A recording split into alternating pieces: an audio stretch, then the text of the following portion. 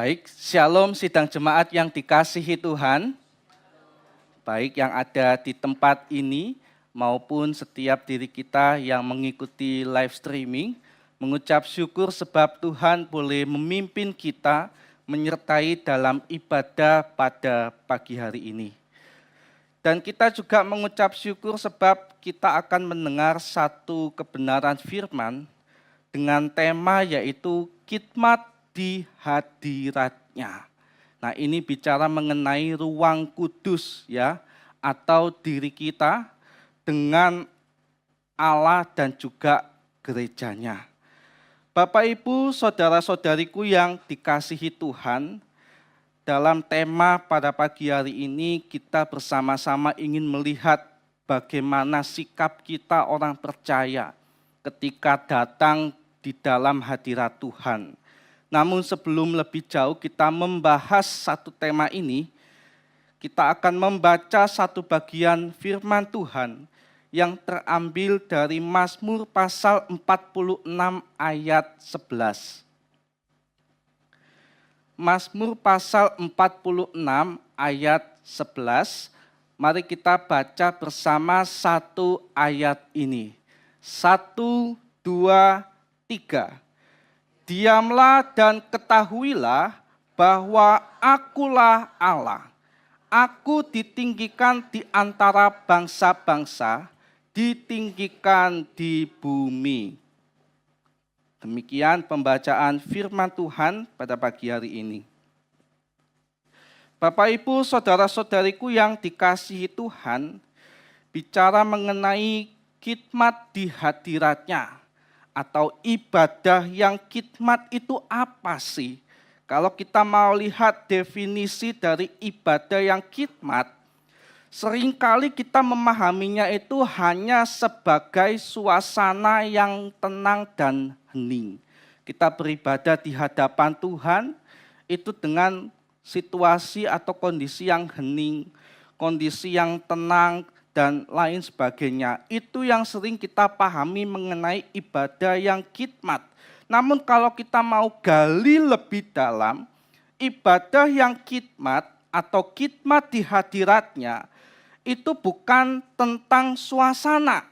Bukan cuma sekedar kita ibadah dengan tenang, kita ibadah dengan tertib, tapi ini bicara mengenai sikap hati kita ketika kita datang beribadah kepada Tuhan.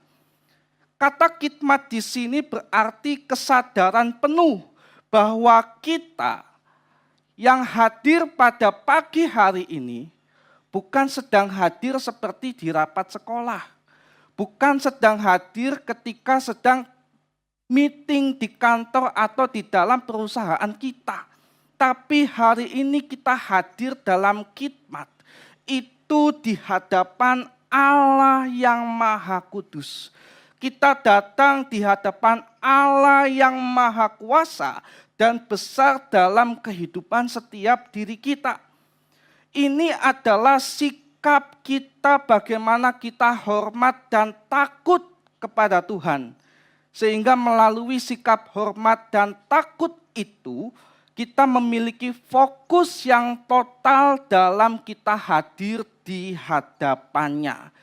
Jadi ibadah yang khidmat dalam bagian ini, atau khidmat di hadiratnya, itu bukan sekedar kita diam secara fisik, tidak ngobrol satu dengan yang lain, tapi secara aktif dalam kerohanian kita, baik pikiran kita, baik hati kita, dan juga seluruh kehidupan dan diri kita itu terfokus dan tertuju kepada Allah saja. Nah, ini yang perlu kita pahami bersama-sama mengenai khidmat di hadiratnya.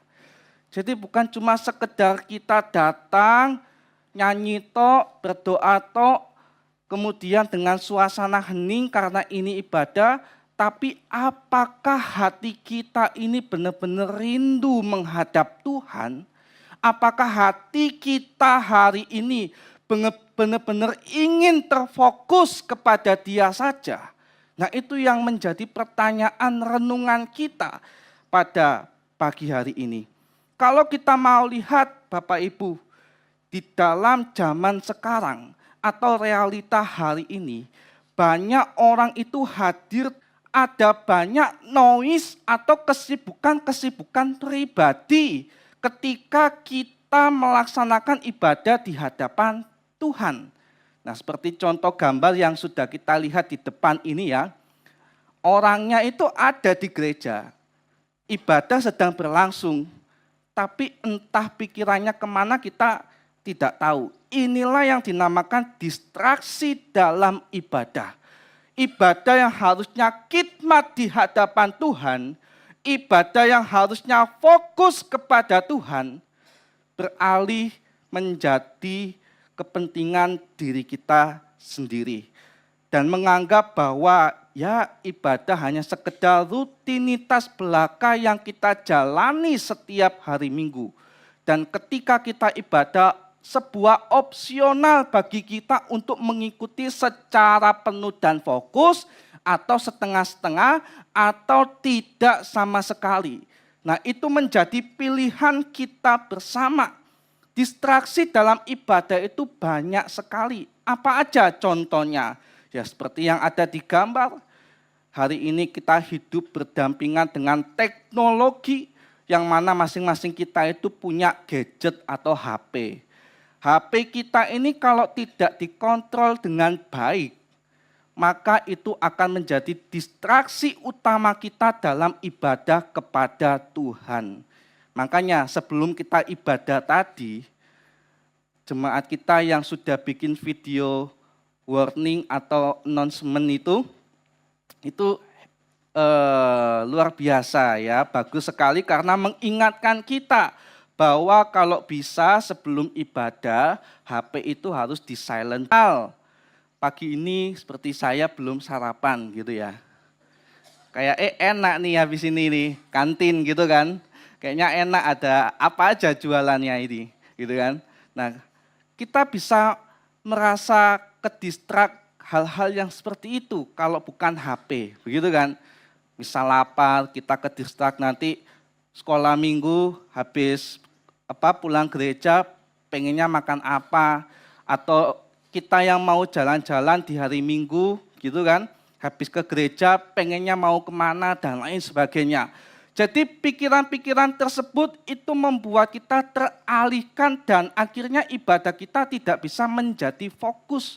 Atau di antara kita hari ini yang datang dengan membawa sejuta masalah atau pergumulannya, itu juga bisa menjadi distraksi setiap diri kita. Tuhan tidak melarang kita datang dengan membawa pergumulan-pergumulan kita. Justru ia menganjurkan kita datang ke hadapanku, bawaan segala pergumulanmu, serahkan kepadaku. Tapi jangan sampai ketika kita membawa itu ke rumah Tuhan, pikiran kita akhirnya jadi terfokus pada pergumulan atau permasalahan kita. Yang Tuhan maksudkan justru tidak demikian. Tapi bawalah kasih kepada Tuhan, serahkan, dan fokuslah beribadah di hadapannya.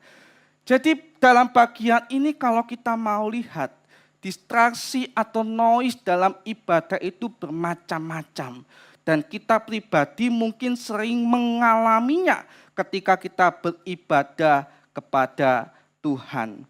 Apa yang terjadi atau akibat jika kita terlalu terdistrak dengan hal-hal yang seperti itu?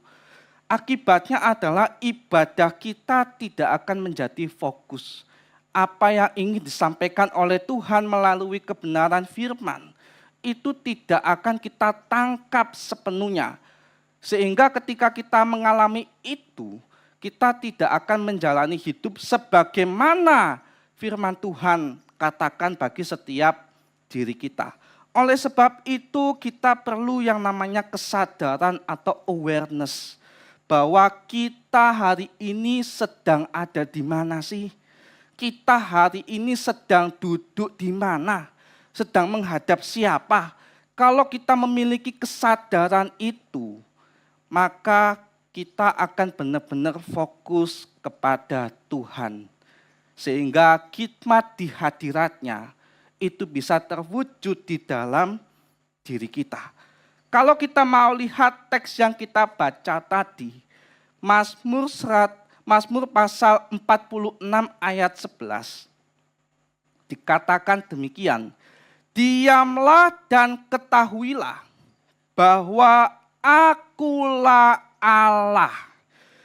Di dalam bagian ini perlu kita tahu bahwa kata diamlah ini adalah kata kerja atau perintah yang ingin Tuhan sampaikan kepada umatnya. Jadi kata diamlah ini dalam bahasa Ibrani yaitu rapa. Di sini bukan sekedar kita tidak berbicara ketika kita ada dalam ruang ibadah. Tetapi kita harus berhenti, kita harus melepaskan, kita harus menyerahkan diri kita kepada Tuhan. Ketika kita ada di ruang kudus atau ruang ibadah pada pagi hari ini. Dan kata diamlah ini atau rapa ini adalah panggilan untuk kita bisa menghentikan sejenak segala kesibukan dan juga distraksi setiap diri kita.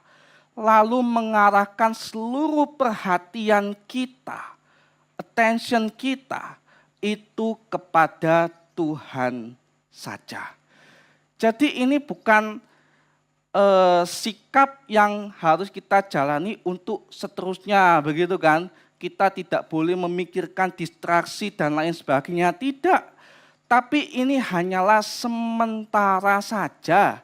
Hanya waktu kita 1,5 jam dalam beribadah kepada Tuhan.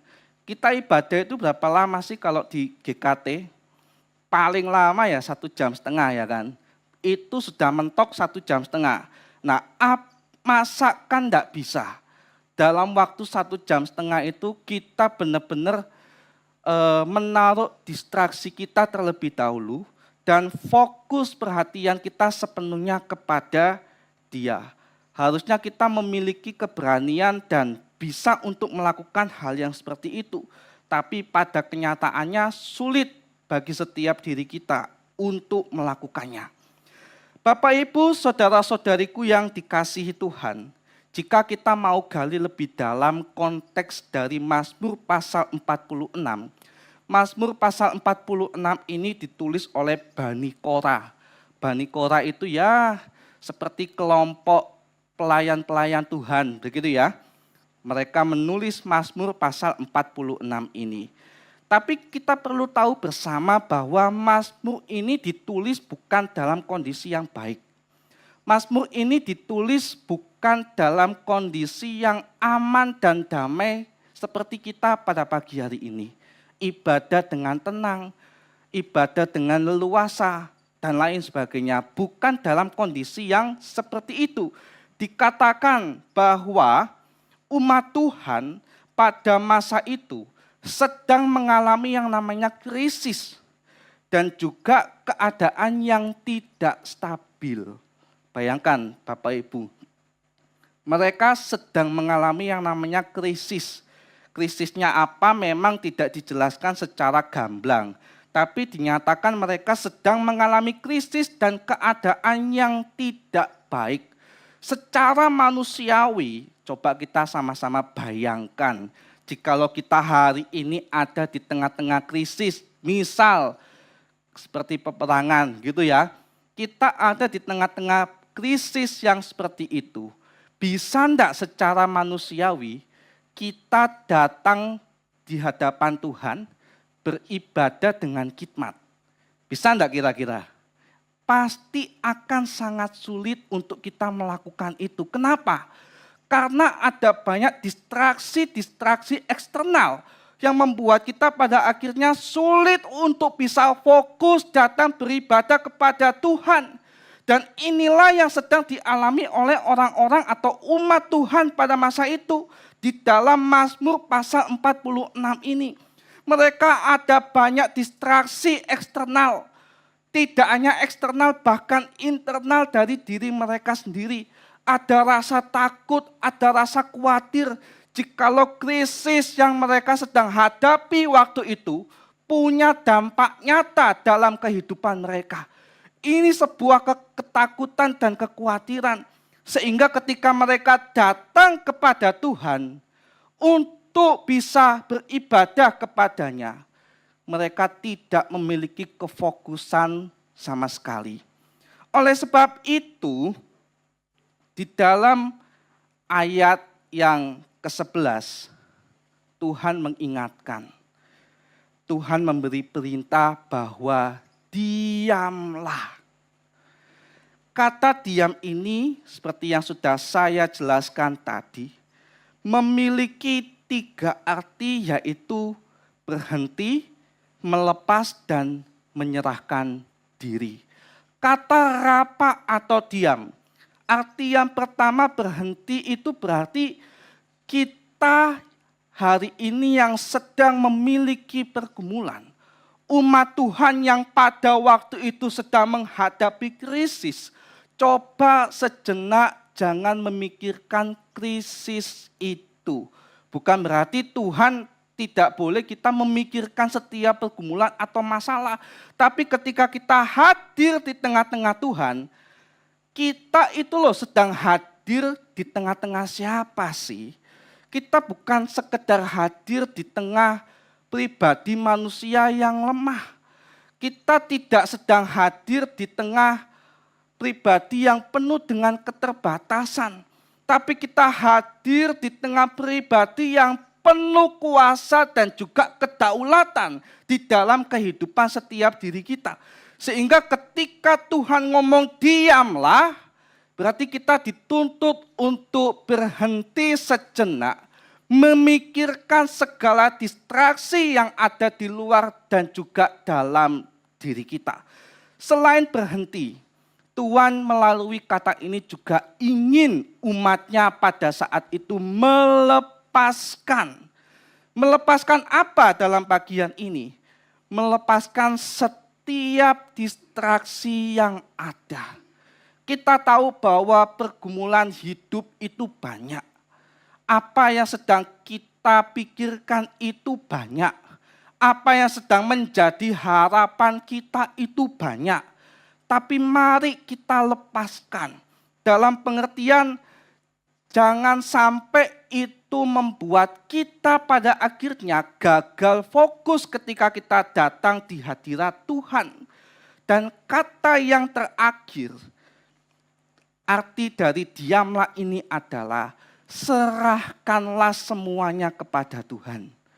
Jadi seperti yang saya katakan tadi, Tuhan bukan berarti ingin kita meletakkan total segala pergumulan, harapan, rancangan kita dalam kehidupan ini, enggak. Tapi kita disuruh datang kepada Dia. Umatnya pada waktu itu disuruh datang kepadanya. Datanglah kepadaku, apa yang menjadi noismu hari ini, serahkan semuanya kepadaku dan fokuslah beribadah kepadaku. Itu yang Tuhan inginkan melalui satu kata, yaitu diamlah ini. Nah, pertanyaannya bagi kita yang hidup hari ini adalah, apakah kita sudah diam di dalam hadirat Tuhan? Sehingga khidmat di hadiratnya itu bisa terwujud nyatakan di dalam ibadah ini. Kalau kita mau lihat setelah kata diamlah, ada pernyataan penting yang ditulis di dalam bagian ini. Pernyataan itu adalah, ketahuilah bahwa akulah Allah. Seperti yang saya katakan tadi, hari ini kita sedang hadir, itu bukan di hadapan manusia. Hari ini kita sedang hadir, bukan di hadapan atasan kita seperti kita waktu meeting atau dipanggil. Kita tidak sedang hadir di hadapan manusia lemah. Tapi kita hari ini sedang hadir di hadapan Allah yang penuh kuasa, yang maha kudus, yang penuh dengan kemuliaan dalam kehidupan kita, yang penuh dengan kedaulatan. Kita sedang hadir di hadapannya. Jadi ketika kita sadar bahwa kita ini sedang hadir di hadapan Tuhan, maka sudah menjadi keharusan kata diam tadi, itu kita lakukan sepanjang kita beribadah kepada Tuhan. Jadi kebenaran firman pada pagi ini jelas berkata bahwa umat Tuhan ketika kita menghadapi setiap permasalahan, kita memiliki rancangan harapan, hendaklah kita meletakkan itu sejenak. Serahkan semuanya ke hadapan Tuhan, datang dan fokuslah kepadanya. Supaya dengan demikian ibadah kita bisa khidmat. Kita bukan sedang hadir dengan manusia. Kita bukan sedang hadir menghadap atasan atau lain sebagainya. Tapi Allah itu sendiri pencipta diri kita. Yang berdaulat mengatur setiap kebutuhan kehidupan kita. Yang berdaulat memberi berkat atas setiap diri kita. Masakan Allah yang sudah memberkati kita dengan luar biasa itu sampai kita bisa hidup hari ini. Kita hanya dikasih waktu 1,5 jam untuk datang kepada Dia. Itu kita nggak bisa diam. Seperti kata pemazmur tadi. Apakah kita nggak bisa diam? Apakah kita masih harus terdistrak dengan hal-hal yang ada di luar diri kita, ataupun yang ada di dalam diri kita pribadi? Masakan kita harus atau masih mengalami hal-hal yang seperti itu sih? Dan itu pertanyaan-pertanyaan yang seharusnya perlu kita gumulkan pada pagi hari ini. Bapak, Ibu, saudara-saudariku yang dikasihi Tuhan, ketika saya menyiapkan kebenaran firman pada pagi hari ini, dan setelah saya membaca dengan lengkap Mazmur pasal 46 ini, saya teringat dengan satu ilustrasi begitu ya. Bayangkan saja Bapak Ibu. Kita hari ini kedatangan orang nomor 1 di Indonesia. Nah, bayangkan ya, pasti kita akan merasa senang bukan? Dan ketika orang nomor 1 itu datang untuk menyampaikan pidatonya, apa yang kita lakukan? Apakah kita main HP sendiri? Apakah kita sibuk membayangkan hal-hal yang lain, tidak memperhatikan pidatonya? Tentu tidak demikian. Kita akan menghormatinya. Kita akan merasa respect kepadanya sebab ia adalah orang nomor 1. Begitu ia bicara di depan, pasti setiap diri kita yang hadir pada saat itu akan dengan setia mendengarkan pidatonya dari awal sampai selesai. Nah, itu yang harusnya kita lakukan bukan? Ketika kita menghadap nomor 1, orang nomor 1 yang ada di Indonesia ini. Kalau itu saja bisa kita lakukan, kenapa dengan Tuhan yang lebih besar dari Dia, itu enggak bisa kita lakukan? Nah, ini kan sebuah pertanyaan, refleksi untuk setiap diri kita. Jika terhadap orang nomor 1 di Indonesia saja kita bisa respect, hormat kepada Dia, masakan dengan Tuhan yang sudah setiap hari memelihara kita, melancarkan setiap studi, pekerjaan, relasi kita, kesehatan, dan lain sebagainya. Berkat-berkat selalu dicurahkan kepada setiap diri kita. Dengan hanya waktu 1,5 jam saja, masakan kita nggak bisa. Nah, itu akan menjadi problem di dalam setiap diri kita kalau tidak bisa kita lakukan bersama. Oleh sebab itu, mari kita bayangkan bersama dan renungkan bersama khidmat di hadiratnya. Itu memang sepenting itu. Khidmat di hadiratnya itu memang seperlu itu untuk kita lakukan bersama. Sebab kita hari ini bukan menghadap manusia, tapi kita hari ini sedang menghadap Tuhan yang kudus dan maha kuasa. Bapak Ibu, saudara-saudariku yang dikasihi Tuhan, kalau kita ingat zamannya perjanjian lama Bapak Ibu, orang kalau mau datang ke hadirat Tuhan, itu susahnya minta ampun. Kenapa? Karena tidak segampang sekarang. Kalau kita ingat atau lihat gedung ibadah atau bait Allah di dalam perjanjian lama. Bait Allah di dalam perjanjian lama itu dibagi menjadi 3 tempat Bapak Ibu. Maksudnya gini, dalam satu tempat yang sama itu ada 3 ruangan yang beda. Ada yang namanya pelataran, ada yang namanya ruang kudus, yang terakhir ada yang namanya ruang maha kudus. Kita ini kan jemaat manusia berdosa. Karena kita berdosa, maka kita tidak diperkenan untuk masuk ke dalam ruang maha kudus atau ruang kudus. Jadi kita hanya boleh ada di pelataran. Nah, yang boleh masuk ke dalam ruang kudus dan ruang maha kudus itu hanyalah imam saja yang menjadi perantara kita manusia berdosa dengan Allah yang kudus. Jadi di dalam ruang maha kudus itu ada yang namanya tabut perjanjian. Disitulah Allah berdiam. Kemudian di ruang yang kedua, ruang maha kudus, itu adalah tempat yang isinya itu ya kendi emas, terus seperti peralatan-peralatan untuk korban dan lain sebagainya. Nah, di situ tempat imam saja boleh masuk. Sedangkan ruang maha kudus, itu setahun sekali orang masuk ke sana.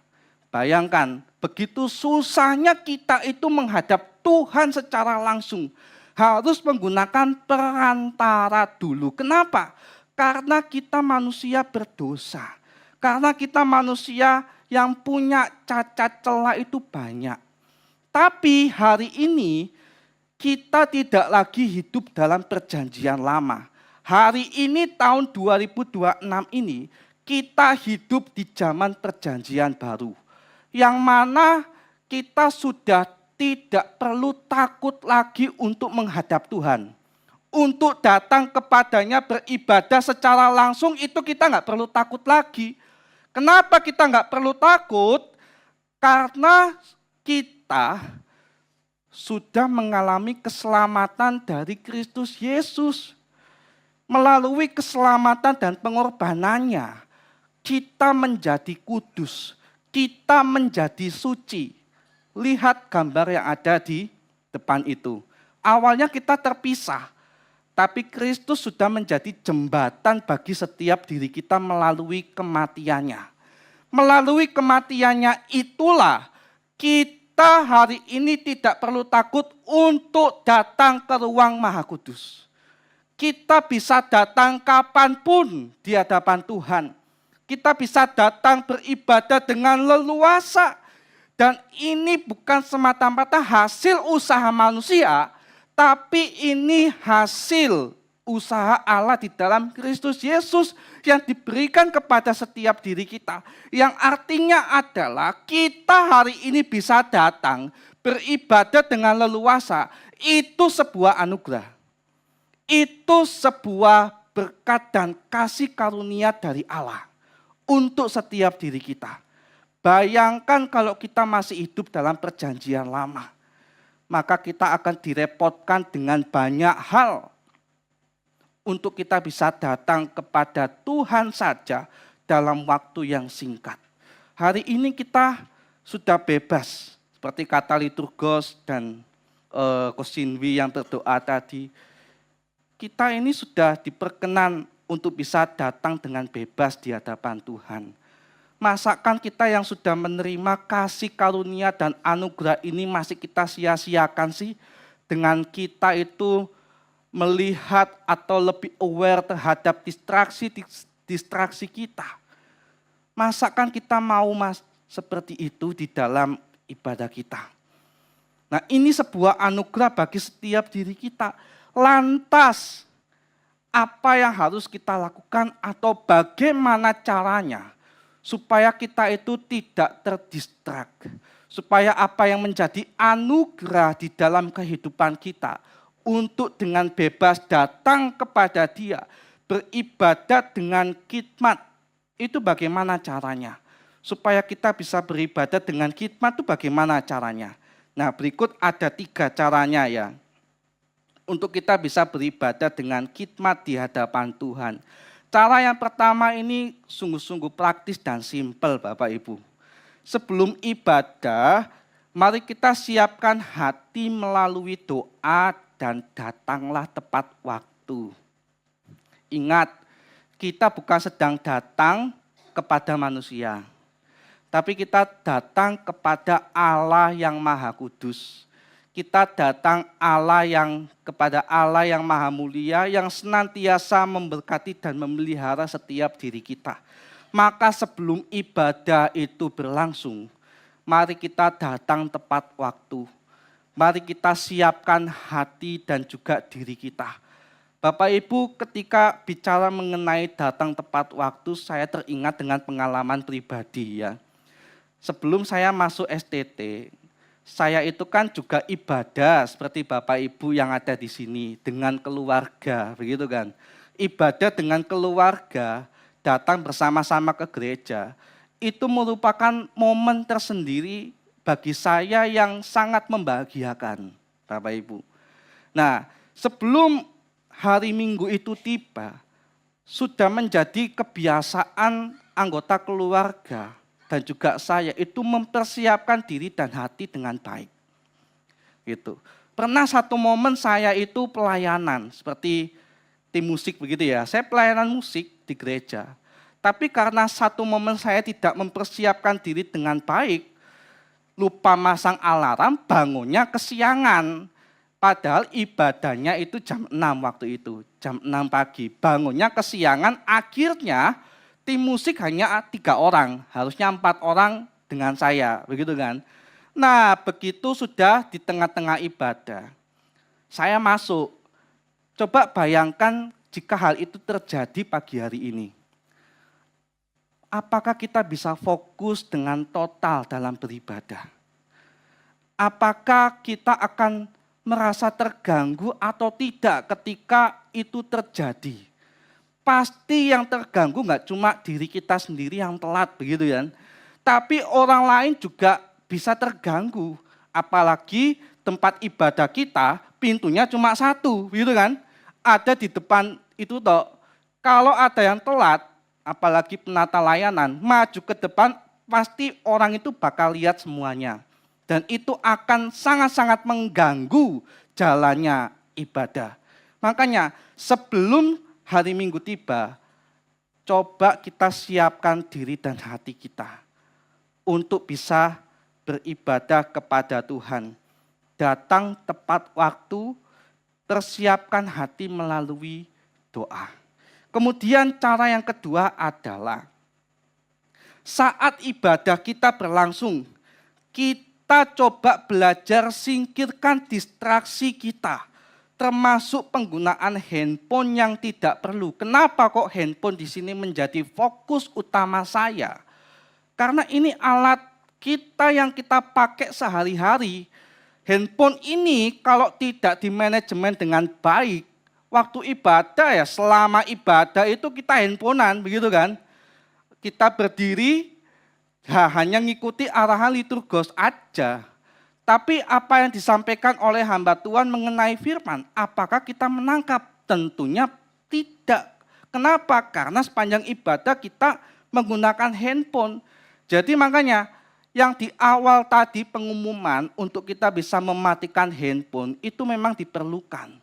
Itu memang harus dimanfaatkan dengan baik supaya ibadah kita itu bisa khidmat di hadapan Tuhan. Kemudian selain kita menghindari handphone sebagai distraksi kita, coba kita berusaha mengikuti setiap bagian liturgi itu dengan kesadaran penuh. Kenapa kok kita memuji Tuhan? Kenapa kok kita berdoa syafaat? Kenapa kok kita doa pengakuan dosa dan lain sebagainya? Coba kita ikuti semua itu dengan kesadaran penuh kita. Kemudian yang ketiga, setelah ibadah selesai, jangan sampai kita langsung melupakan firman Tuhan ya. Ini yang biasa dilakukan banyak orang, tapi harapannya di tempat ini, gereja kita, jemaatnya langsung menangkap apa yang menjadi poin firman Tuhan. Coba renungkan di dalam hati kita apa yang ingin Tuhan maksudkan di dalam hidupku melalui firman Tuhan hari ini.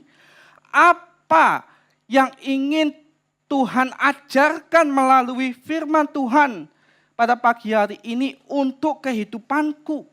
Kalau hari ini Tuhan mengajarkan kita harus khidmat dalam hadiratnya atau ibadah kepadanya, mari kita sama-sama belajar melakukan itu. Jangan sampai setelah firman Tuhan pagi ini selesai, langsung begitu ya, begitu keluar firmannya juga keluar. Nah, jangan sampai kita seperti itu. Coba yang terakhir mari kita aware bersama terhadap kebenaran firman. Supaya itu bisa menjadi fondasi untuk kita bisa melakukan apa yang benar di hadapan Tuhan. Dengan demikian kita dapat menyenangkan hati Tuhan. Bapak Ibu, inilah cara-cara praktis yang bisa kita lakukan ketika kita ingin khidmat di hadapannya. Ketika kita ingin beribadah dengan penuh rasa syukur, kusyuk di hadapan Tuhan. Mari kita lakukan ketiga hal ini. Diingatkan sekali lagi, kita bukan sedang ibadah di hadapan manusia, tapi kita ibadah di hadapan Tuhan. Dan pada akhirnya ada beberapa pertanyaan yang patut kita renungkan bersama. Yang pertama adalah, coba renungkan hari ini, apakah selama kita ibadah sampai hari ini, kita sungguh-sungguh beribadah kepada Tuhan dengan khidmat, atau kita hanya sekedar hadir, tapi secara rohani kita tidak ada di tempat ini, atau terdistrak hal-hal yang lain. Kemudian yang kedua, siapakah pusat ibadah kita? Kita beribadah kepada Allah, atau kita beribadah kepada manusia, atau diri kita sendiri. Dan yang ketiga, apa yang harus kita lakukan supaya kita tidak mudah terdistrak ketika kita beribadah. Sehingga kita bisa benar-benar fokus kepada Tuhan. Biarlah kebenaran firman pagi ini mengingatkan setiap diri kita Bapak Ibu, khidmat di hadiratnya. Tuhan katakan, diamlah, akulah Allah. Diamlah, fokuslah kepadaku sebab akulah Tuhanmu. Aku bukan manusia, tapi aku yang punya kehidupanmu. Jika yang punya kehidupan saja kita tidak menghargai, bagaimana kita bisa menghargai hal yang lain yang Tuhan titipkan kepada setiap diri kita. Mari kita berdoa.